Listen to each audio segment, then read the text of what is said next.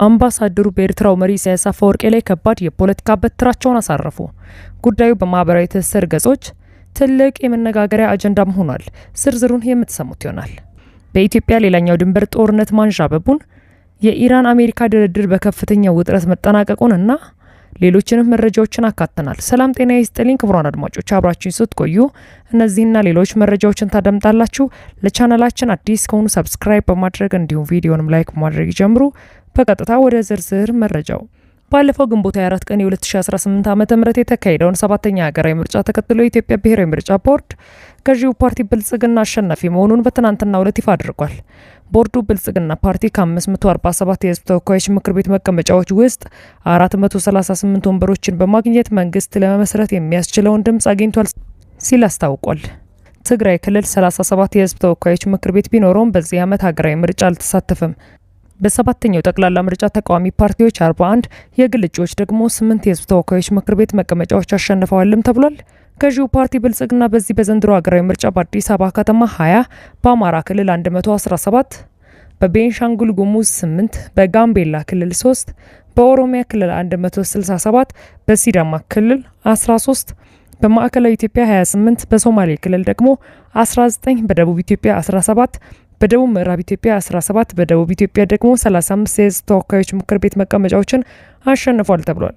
በኢትዮጵያ አዲስ የግጭት ደመና ባንዣበበበት የጠቅላይ ሚኒስትር አብይ ፓርቲ በከፍተኛ ድምፅ አሸነፈ በማለት ሰፋ ያለ ዘገባን ያስነበበው ቢቢሲ ነው። የትግራይን ሁኔታ እንደዚሁም በአማራና ኦሮሚያ ያሉትን ግጭቶችና በኢትዮጵያ መካከል እየታዩ ናቸው ያላቸውን ሃይማኖትና ብሔርን መሰረት ያደረጉ ልዩነቶችንም በዘገባው ላይ አካቷል። ከ4 ዓመት በፊት ካበቃው የ2 ዓመት የእርስ በእርስ ጦርነት እያገገመ ባሉት ትግራይ ክልልም ያለው ሁኔታ አሳሳቢ ነው። ጦርነት ዳግም ሊቀሰቀስበት ይችላል ተብሎ የሚሰጋበት 6 ሚሊዮን ነዋሪዎች ያሉት የትግራይ ክልል ምርጫ አልተካሄደበትም ሲልም የዘገባ ዳሰሳውን ሰፋ አድርጎ የተነተነበት ሁኔታ ታይቷል። ምርጫው ላይ ሰፋ ያሉ ተከታታይ ዘገባዎችን ሲሰሩ የነበሩት ሌሎች ዓለም አቀፍ ሚዲያዎች የውጤቱን ይፋ መሆን ተከትሎ የሰጡት የዘገባ ሽፋን የምርጫው ወቅት ያለውንም አልታየም። በምርጫ የተወዳደሩ ኢዜማ ፓርቲ ምርጫውን ውጤት ይፋ መሆን ተከትሎ የመጀመሪያውን መግለጫ በማውጣት ብልጽግናን እንኳን ደስ አለህ ብሏል። ኢዜማ በዚህ መግለጫው ፓርቲያችን ለውድድር በቀረበባቸው ቦታዎች 13 የህዝብ ተወካዮች ምክር ቤትና 73 የክልልና የከተማ ምክር ቤት ወንበሮችን በድምሩ 86 መቀመጫዎችን በማግኘት በሀገር አቀፍ ደረጃ ቀዳሚው ተፎካካሪ ፓርቲ ሆኖ አጠናቋል ሲልም አስታውቋል። ኢዜማ በመግለጫው ገዢ ሆኖ እንዲቀጥል ለተመረጠው ብልጽግና ፓርቲ እንዲሁም በውድድሩ ተሳትፋችሁ የህዝብ ውክልና ላሳካችሁ ተፎካካሪዎች እንኳን ደስ አላችሁ ለማለት እንወዳለን ብሏል። ይህ በእንዲህ እንዳለ በትግራይ ክልል እንደ መቀለ ባሉ ከተሞች የጦርነት ፍርሃትና ጭንቀት ዋና የመነጋገሪያ አጀንዳ ነው። አፈሳ፣ ከፌዴራል ሊመጣ የሚችል ድንገተኛ ጥቃት፣ የትምህርት ቀድሞ መዘጋት፣ የባንኮች የጥሬ ገንዘብ ካሽ አገልግሎት መቋረጥ፣ የኦንላይን የገንዘብ ዝውውር እንደ ጦርነቱ ዘመን ሊዘጋ ይችላል የሚለው ስጋትና መሰልም ጉዳዮች የአብዛኛውን ንግግርና የማህበራዊ ሚዲያ ትኩረት ስቦም ይገኛሉ። በገጠራማ የክልል አካባቢ ግን የትግራይ አርሶ አደር አሁንም ከፖለቲካና ከጦርነቱ ስጋት በላይ የእርሻው ጉዳይ እያሳሰበው ስለመሆኑ የለንደን ስኩል ኦፍ ኢኮኖሚክስ ኤንድ ፖለቲካል ሳይንስ ዘገባ ከሰሞኑ አመላክቷል። የበልግ ዝናብ በክልሉ ጥሩ ሆኖ ማለፉን መረጃው ሲያመላክት እንደ ማሽላ ያሉ የወቅቱ ሰብሎችም ደርሰው እየታዩ ነው። አርሶ አደሩ የክረምቱን ዝናብ እያሰበ ማሳውን እያሰናዳ ማዳበሪያ ለማግኘት ስለገጠመው ችግርም ይነጋገራል። ግብርና ፖለቲካን ቁጭ ብሎ አይጠብቅም ሲልም ዘገባው ክልሉ አርሶ አደር አሁናዊ ሁኔታ ያደረገውን ቅኝትም ይዞ ወጥቷል።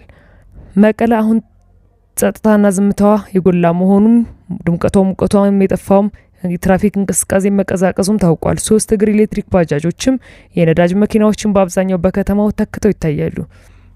ነዳጅ ዋጋው ከጣራ በላይ ሲሆን አቅርቦቱም በጥቁር ገበያ የሚገኝ ሆኗል። ይህም በትግራይ ንግድና ትራንስፖርት እንቅስቃሴ ላይ ገደብ ጥሏል።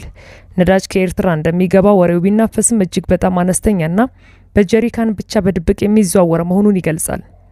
መቀለ ካሽ እጥረት በጦርነቱ ዘመን የነበረውን ያህል ሆኗል። ባንኮች ገንዘብ ማውጣትም ሙሉ በሙሉ ትተዋል ወይንም አይፈቅዱም።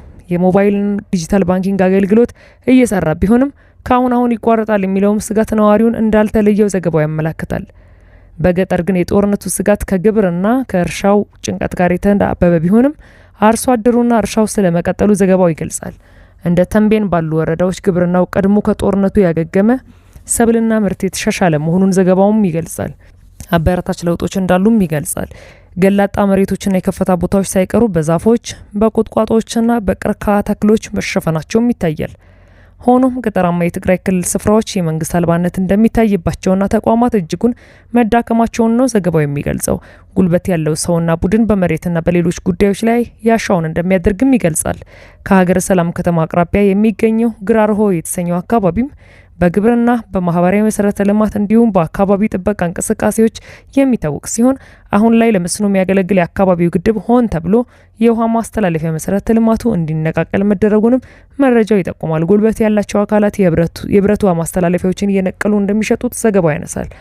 ይህም የውሃ ፍሰቱን ያበላሸ፣ ጎርፍና መጥለቅለቅ በአንድ ስፍራ ላይ የፈጠረም ሆኗል። የአካባቢው ነዋሪዎች አሁን መንግስት የለም፣ ጉልበት ካለ አሁን የፈለከውን ማድረግ ትችላለህ ይላሉ። የቆሻሻ መሰብሰብና ማስወገድ ስራም ከ2020 ወዲህ በአብዛኛው ስፍራ መቋረጡ ተቋም አልባነትና መዳከም በክልሉ የሚያሳይ መሆኑን ዘገባው ያነሳል። ይህ መደበኛ የኢኮኖሚ እንቅስቃሴዎች ፈቃድና ታክስን ተክተው መቀጠላቸውን መረጃው ያመላክታል። በየስፍራው ባህላዊ መጠጫ ቤቶች መስፋፋታቸውን መረጃው ያክላል። በጦርነቱ ዘመን የነበረው ይህ ተግባር አሁንም መቀጠሉንም ያነሳል።